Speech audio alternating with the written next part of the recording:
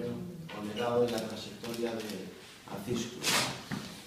Por suposto, neste libro que hoxe presentamos nos acompañan os autores materiais da fotografía, Mani Moretón e a doutora Gallego Esperanza, nos textos onde tamén tiveron participación tanto Pilar Corredoira como Luis González Tosar.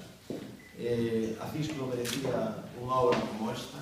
Eu creo que estamos a falar dun dos grandes da cultura de Ourense.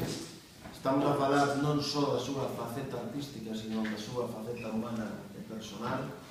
E creo que a Deputación ao Goberno Provincial, desde o momento en que falamos e que tiñamos claro que se le debía un reconocimiento como este, iso afortunadamente podemos decir que ve a luz grazas ao traballo de Mercedes, grazas ao traballo de Mani, que quedou un exemplar absolutamente modélico, e creo que o homenaxeado, o protagonista, está satisfeito tamén co